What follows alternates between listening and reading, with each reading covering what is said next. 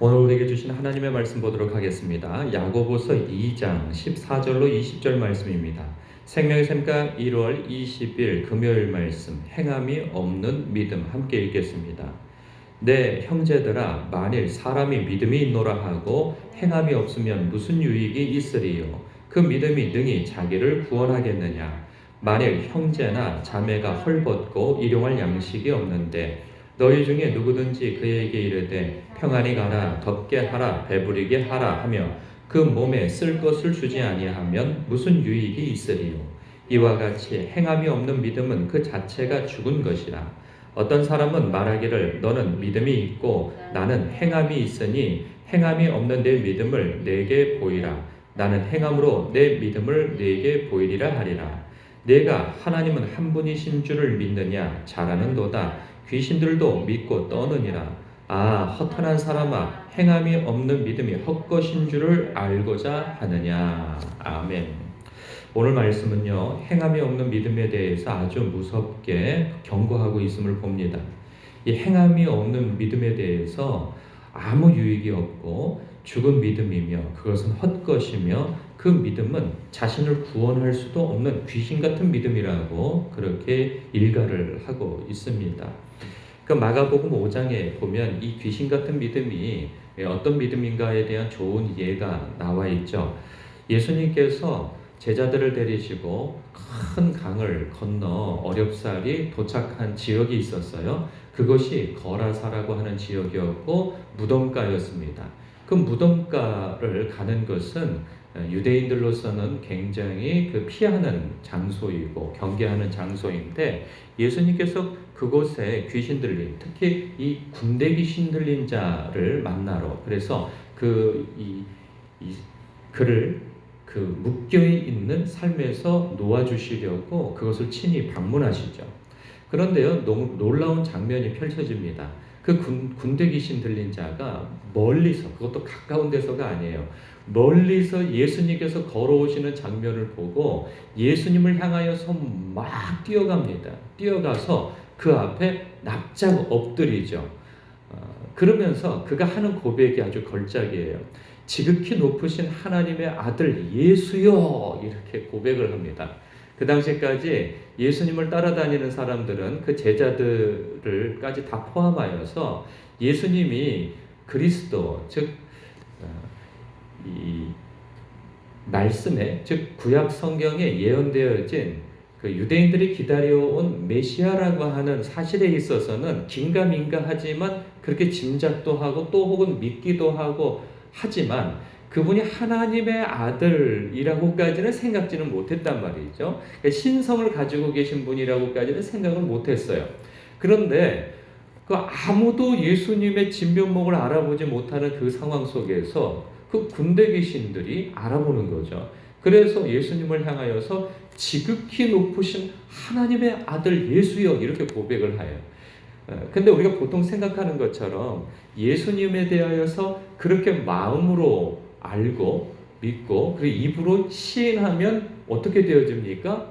구원을 얻고 영생을 얻게 되어지는 거죠. 그래서 죄인에서 의인으로, 하나님과 원수관계에서 하나님의 백성과 더 나아가서 자녀로 거듭나게 되어지는 은혜를 받게 되어지잖아요. 그렇다고 한다면 그 고백만이라고 한다면 그 귀신의 고백이 어떻습니까? 구원 얻을 고백 아니겠어요?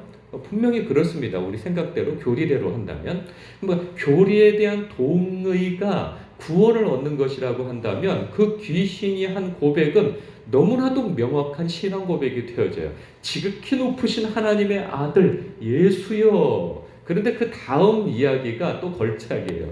당신과 내가 무슨 상관이 있나이까? 나를 괴롭히러 오셨나이까? 이렇게 이야기를 합니다.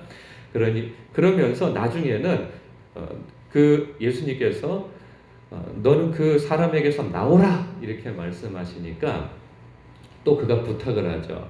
그러면 저기 돼지떼에게 들어가게 해주시면 안 되겠습니까? 또 이렇게 청합니다. 그러니까 가라, 이렇게 하니까 그들이 그 돼지떼로 옮겨 붙게 되어지죠. 돼지떼가 다 몰살을 하게 되어집니다. 그랬더니 또 예수님이 어떻게 됩니까? 그 지역 사람들로부터 이 지역을 벗어나 달라고, 나가 달라고 그런 청함을 받게 되어져요. 그러니까 결국 이 귀신떼들은 예수님에 대한 명확한 신앙 고백이 있었으나 예수님 앞에 굴복하지는 않아요. 순종하지는 않아요. 어떻게 해서든지 예수님께 손해를 끼치고 사람들에게 손해를 끼치는 방법으로 그들은 움직인다 말이죠. 그러니까 고백과 그들의 행위는 전혀 달라요. 그것을 일컬어 귀신 같은 믿음이라고 이야기를 하는 거죠. 그러니까 믿음이 있노라 하지만 그 삶 속에 예수님에 대한 그 말씀에 대한 순종이 없어요.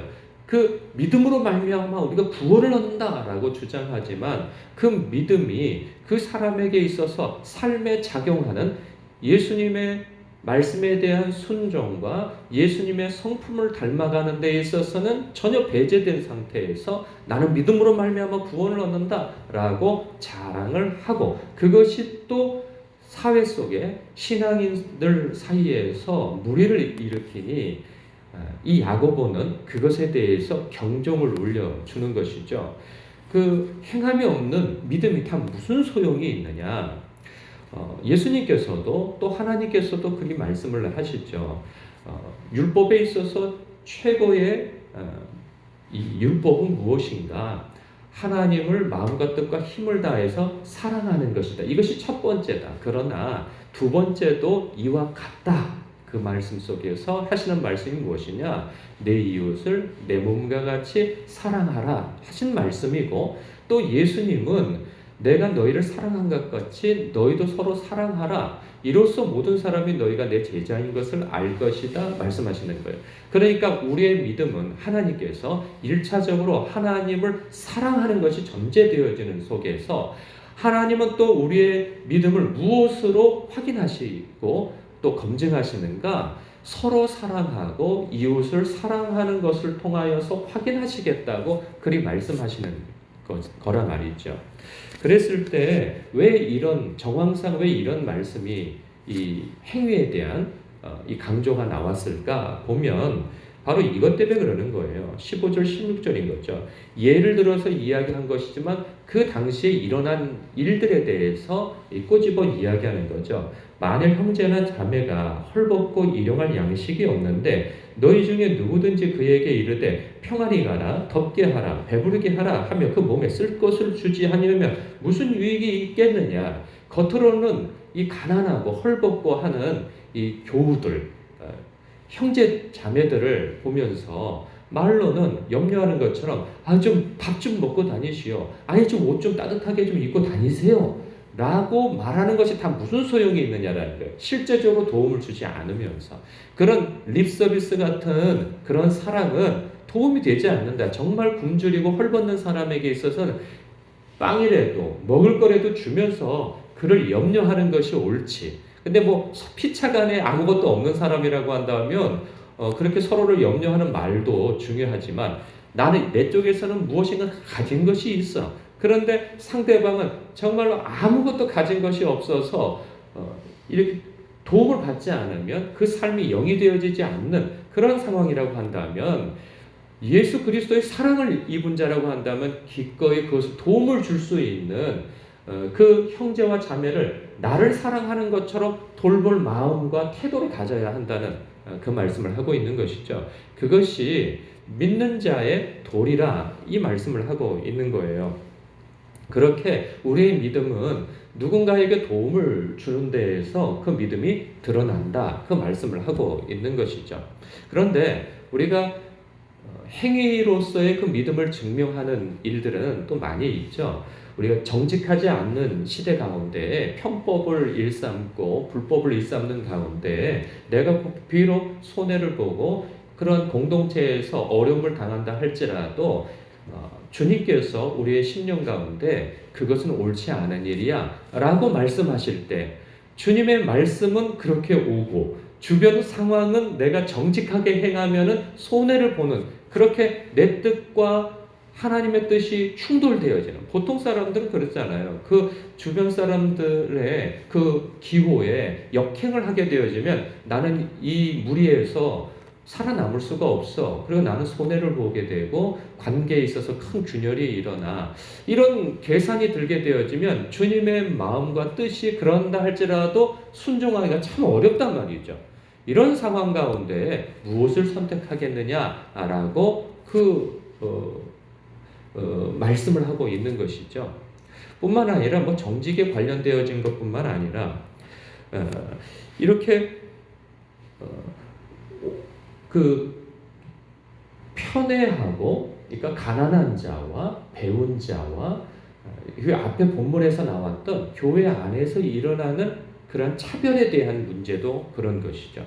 사람은 다 자기 수준에 걸맞는 사람과 어울리고 대화가 통하는 사람과 어울리고 나에게 무슨 유익이 되어질 만한 사람과 어울리고 싶지, 내가 내 감정 에너지를 써야 하고 내 물질을 써야 하고 내가 낮아져서 그들을 섬겨야 할 위치에 가고 싶어 하는 사람은 거의 없습니다.